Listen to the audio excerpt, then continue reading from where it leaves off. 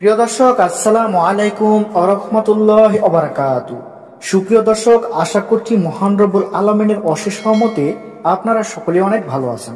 প্রিয় দর্শক, আজকে আপনাদেরকে জানাবো যে শবে বরাতের সন্ধ্যায় গোসল করলে 7 বছরের গুনাহ মাফ হয়ে যায়। কি করলে আপনি শবে বরাতের রাতে যদি আপনি গোসল করে নামাজ পড়েন তাহলে আপনার সমস্ত গুনাহ মাফ হবে, কোন আমল করলে সমস্ত গুনাহ মাফ হবে, আজকে এই বিষয়ে আপনাকে বিস্তারিত জানাবো। তো ভিডিওটি না টেনে সম্পূর্ণ দেখার অনুরোধ রইল। তো প্রিয় দর্শক, দেখুন, শবে বরাত এমন একটি রাত যে রাতে আল্লাহ তাআলা প্রথম আসমানে নেমে আসেন এবং বান্দাদের উদ্দেশ্যে আহ্বান করতে থাকে যে তোমাদের মধ্যে কে আছো রিজিক প্রার্থী, আমার কাছে চাও, আমি তোমাকে রিজিক দান করব। তোমাদের মধ্যে কে আছো ক্ষমা প্রার্থী, আমার কাছে ক্ষমা চাও, আমি তোমাকে এ রাতে ক্ষমা করে দিব।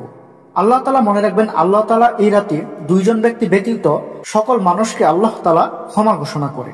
মানে পৃথিবীর মধ্যে যত মানুষ আছে সব মানুষকে আল্লাহ রাব্বুল আলামিন ক্ষমা ঘোষণা করে, শুধুমাত্র দুই প্রকারের মানুষ ছাড়া। দুই প্রকারের মানুষ হচ্ছে একজন যে হিংসা বিদ্বেষ করে, আর একজন হচ্ছে যে ব্যক্তি আল্লাহর সাথে শিরক করে।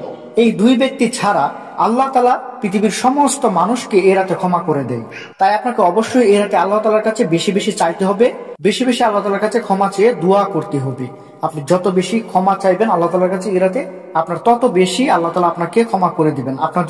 আপনার যদি পাহাড় পরিমাণও পাপ থেকে থাকে তাহলে আল্লাহ রাব্বুল আলামিন এ রাতে আপনার সমস্ত পাপ ক্ষমা করে দিবে। কিন্তু অনেকে বলে যে শবে বরাতের সন্ধ্যায় গোসল করলে নাকি পাপ মোচন হয়ে যায়। এই কথাটা কিন্তু আদৌ ঠিক নয়, এই কথাটা কিন্তু ভিন্ন।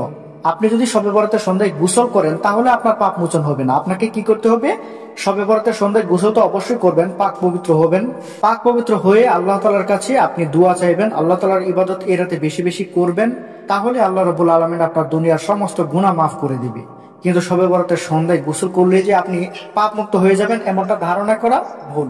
তাই এই সমস্ত কুসংস্কারে কখনো কান দেবেন না। তাই অবশ্যই আপনাকে কি করতে হবে? উত্তম রূপে ওযু করে শবে বরাতের সন্ধ্যায় গোসল করে তারপর আল্লাহর ইবাদত করতে হবে। ইবাদত ব্যতীত আল্লাহ তাআলা আপনার কোনো গুনাহই মাফ করবে না। শুধু গোসল করার ফলে আপনার পাপ মোচন হবে না। তো দর্শক, আশা করছি আপনাদেরকে বুঝাতে পেরেছি। ভিডিওটি ভালো লাগলে অবশ্যই একটি লাইক করবেন। আমাদের চ্যানেলে নতুন হয়ে থাকলে অবশ্যই সাবস্ক্রাইব করবেন। আসসালামু আলাইকুম, আল্লাহ হাফেজ।